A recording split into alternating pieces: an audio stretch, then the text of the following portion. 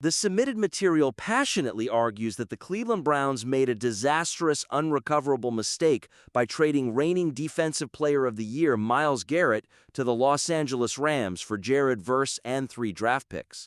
It captures the fan base's frustration perfectly, but to elevate its editorial authority, we need to realize that acknowledging the Browns' potential strategic rationale for the trade strengthens the argument that it was ultimately a mistake. Right, and getting right into the core of the piece, the weakness here is almost a sin of omission. Yeah. I mean, the material paints this incredibly vivid picture of the fallout. We see the Rams acquiring a generational superstar. So that rumor about Aaron Donald. Yeah, right. The terrifying hypothetical of Aaron Donald unretiring to join forces with Garrett in L.A. Which is terrifying. It is. And we just feel the sheer helplessness of Cleveland's situation. But it entirely ignores the other side of the equation. By omitting why the Browns front office likely made this move in the first place, whether that's seeking immediate salary cap relief or attempting to sell high on a veteran entering his 30s, the piece feels a little one-sided. Right. It reads like a prosecution that refuses to even mention the defendant's alibi. Exactly. But wait, if we bring in the front office's math, aren't we risking boring the reader? You're talking about an article fueled by a highly emotional fan perspective. Yeah. So how do we introduce salary cap mathematics and draft asset valuation without killing the emotional momentum? Well, Because while modern sports fans are savvy, they understand aging curves and cap space, reading a dry spreadsheet in the middle of a passionate rant can be incredibly jarring. That is the tightrope the writer has to walk. But, ignoring the math entirely is the greater risk. Yeah. When you leave a massive, obvious counter-argument just sitting on the table, it becomes a distraction. Right. The reader is just waiting for the author to address the elephant in the room, which is the undeniable reality that Cleveland received a Defensive Rookie of the Year in Jared Verse. Right, plus 3 premium draft picks. Exactly. That is a substantial haul of assets in the modern NFL. And if the author pretends that underlying logic doesn't exist, a skeptical reader might just write off the whole piece as, another fan venting on a message board. That makes sense, but could the evidence also support a different conclusion? How do we actually put that into the text? So let's use a tactic called steel manning. Okay. That's where you actually build up your opponent's strongest possible argument before tearing it down. You explicitly lay out the Browns' strategy. You tell the reader, look, the front office isn't acting blindly. They looked at the data, they saw an opportunity. Right. You build that logic up, and then you completely dismantle it. So the suggestion here is to introduce a devil's advocate perspective, detailing the traditional NFL team-building logic the Browns undoubtedly used, and then systematically dismantle that exact logic using the author's existing points. Yeah, but I want to push back slightly on how we dismantle it, though. Okay, what do you mean? It's not enough to just say, well, Garrett is too good to trade, and then just move on. Right. We need to explain why the analytics fail in this specific instance, because the front office is relying on standard aging curves, right? Yeah, assuming a 30-year-old edge rusher will linearly lose his burst and bend over time. Exactly. So we have to attack the mechanism of that algorithm. Okay, so here is a concrete example of how to execute that on the page. Right before the section titled, Cleveland Lost More Than a Defensive End, the author needs to add a dedicated paragraph. Explicitly state the likely front office rationale first. Write something along the lines of, sure, the analytics department might argue they are executing a textbook sell-high strategy. Yeah. They are trading a veteran defensive end who is approaching his 30s to clear massive cap space, reset the financial clock, and stockpile premium future assets. Right, lay it all out there. Lay it out, then immediately crush that logic. But how do we crush it technically without getting bogged down in the weeds? Well, by explaining that standard age curves and salary cap math simply do not apply to a player who just set the single-season sack record with 23 sacks. Oh, wow, yeah. Show the reader that the math was considered, and the math is still fundamentally flawed. Explain the mechanism behind the analytics. Analytics departments chart player decline based on raw speed and athleticism dropping off after age 30. Right, which makes sense for like 99% of players. Exactly. But an outlier, like Garrett, doesn't rely purely on speed. His pass rush win rate is deeply rooted in technical, hand fighting, leverage, rip moves, and power. Yeah. And those are traits that age gracefully. The algorithm is blind to technique. Oh, that is such a good point. You're exposing the flaw in the spreadsheet itself. The algorithm treats all 30-year-old defensive ends as identical widgets, Right. completely missing the nuances of Garrett's specific physical skill set. And when you trade a literal outlier for standard modeled assets, you lose the trade every single time. Every time. By proving that you understand the math better than the people who actually executed the trade, the author asserts absolute editorial dominance over the topic. Yeah, and building this robust analytical counter-argument adds serious weight to the piece. But it also naturally adds word count. It does, yeah. So to make room for this deep dive without bloating the text, we have to look at the emotional repetition currently taking up space. And that leads us to pacing, because consolidating the repetitive themes of rebuilding creates space for a sharper analysis of the immediate on-field impact. Let's look closely at the section discussing the constant rebuilds. Okay. Because the weakness is that the material loops back to the idea of hoping and starting over multiple times. Too many times, yeah. The text laments the new quarterbacks, the new coaches, the new 5-year plans.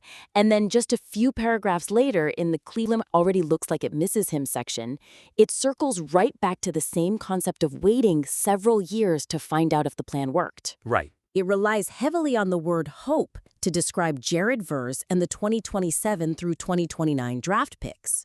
Well, I mean, I get why the author did that. Isn't that repetition mimicking the Browns' actual dysfunction? Yeah. I mean, for a Cleveland fan, the repetition of false hope is the defining trauma of the franchise.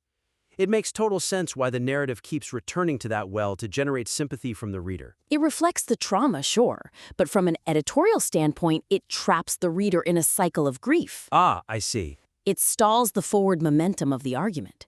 You can only hit the same piano key so many times before it loses its resonance. Yeah, that's true. So is there a risk that focusing solely on the historical trauma of the franchise might overlook the immediate tactical reality of the upcoming 2026 season? It absolutely does.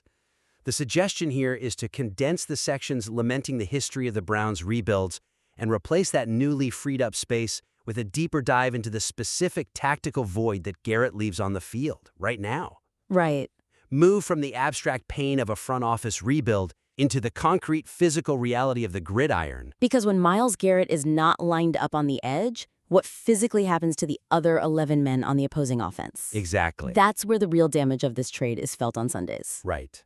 So let's give a concrete example of how to restructure this. The author should merge the Cleveland keeps starting over and Cleveland already looks like it misses him sections into one incredibly tight, punchy paragraph. Just condense it all down. Yes, acknowledge the historical exhaustion once powerfully and then move on.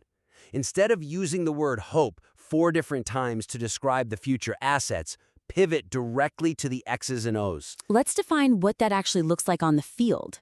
The text currently mentions that coordinators had to build protections around him, which is a start, but we can talk about the mechanics. Right. We're talking about forcing a tight end to abandon their route just to chip him at the line of scrimmage. Yeah, give him a quick physical hit before running a route just to slow him down by a fraction of a second. Exactly. The tight end chip, the sliding offensive line, the running back staying in the block. Garrett was the focal point of every blocking scheme. Let's use a better analogy than simply saying the defense falls apart. Think of Cleveland's defensive front like a Jenga tower. Oh, I like that. Right. Garrett is the bottom center Jenga block.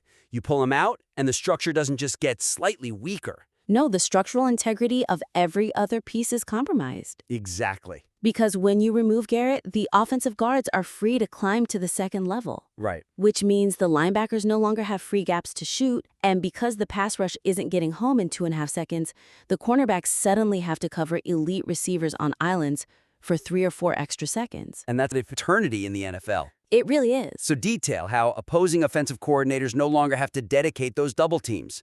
You replace the repetitive emotional beats with a clinical breakdown of why the secondary is suddenly going to bleed yardage. Right. When you replace hoping for the future with a detailed explanation of a collapsing defensive ecosystem, it makes the comparison between Myles Garrett and Jared Verse much more tangible. Right, because Verse is a phenomenal young player. Oh, absolutely. A defensive rookie of the year, but he doesn't command that sliding offensive line yet. No, he doesn't. He doesn't automatically delete the opposing tight end from the passing progression. By focusing on those granular tactical realities, you prove the Browns didn't just downgrade their edge talent, they completely broke their defensive architecture. Yeah, and once you've successfully replaced that repetitive despair with brutal, tactical reality, the reader's blood is pumping. Oh, yeah. You've backed the front office into a corner with unassailable logic. But right now, instead of delivering the knockout punch, the current ending lets them off the ropes. And that brings us to the conclusion. Exactly, because an authoritative closing statement leaves a much stronger lasting impression than an open-ended rhetorical question. The weakness is right there in the final lines. I mean, after forcefully arguing for 1,000 words that this trade is a monumental failure that will, quote, hurt forever, unquote, the piece ends with, Let me guess. did Cleveland make the right move for its future? Or did the Browns just make a mistake they'll never recover from? Oh, man. It's fascinating why writers do this. I know, that's clearly laid out. I wonder, though, if we've considered why they pull their punches at the end. Well, there's almost a psychological fear of sounding too arrogant, So they soften the landing to be polite. Yeah. They spend an entire article aggressively dismantling a front office decision. They bring in the cap analytics. They break down the tactical X's and O's, establishing absolute editorial dominance over the subject matter. And then they ask the reader what they think. It undercuts the entire confident tone of the piece. It really does. It gives the reader an off-ramp when you want them trapped in the stark reality of your conclusion. A rhetorical question asks for permission, and authoritative writing never asks for permission. Right. It's like a brilliant attorney delivering a flawless, earth-shattering closing argument to a jury and then softly whispering, or do you guys disagree? That's the perfect way to put it. You don't want to end with a whimper. The suggestion is straightforward but transformative. Replace the final rhetorical question with a definitive, punchy, concluding thesis that cements the core argument of the text without asking the reader for permission. So we need a declarative sentence that takes no prisoners. Exactly. For a concrete example, instead of asking, did they make the right move, conclude with a definitive statement that ties the whole piece together. Okay, what would that look like? You could write something like, the Browns didn't just trade away a 23-sack player. They traded away their identity, proving once again that this franchise is far more comfortable hoping for tomorrow than winning today. Oof, that leaves a mark. Right. By bringing back the concept of hoping for tomorrow, you're synthesizing the emotional frustration of the fan base with the tactical and analytical failures of the front office. Yeah, tying it all up. It takes all the threads we just wove together. The flawed cap math, the collapsing Jenga tower of the defense, the historical trauma, and pulls them tight into a single undeniable knot. It forces the reader to confront the reality of the trade without giving them the conversational out of a question mark. It demands agreement through the sheer force of its conviction. It is genuinely exciting to see how these structural shifts can elevate a piece of writing. I mean, the passion was already there. The passion was definitely there. The deep knowledge of the sport was already there. It was just a matter of rearranging the arguments to maximize their impact. Absolutely. So let's do a rapid-fire recap of the 3 actionable steps for the listener to implement. Okay. Number 1, introduce and systematically dismantle the front office's strategic logic regarding analytics and cap space to absolutely bulletproof your argument. Number 2, consolidate the repetitive emotional beats about the franchise's history of rebuilding and use that newly freed space to focus intensely on the immediate tactical realities like the absence of double teams. Right. And number 3, swap that final rhetorical question for a definitive, authoritative closing statement that cements your thesis. The foundation of this piece is incredibly strong, and with these analytical and structural upgrades, it's going to be a powerhouse read. It's going to hit like a blindside block. It really is.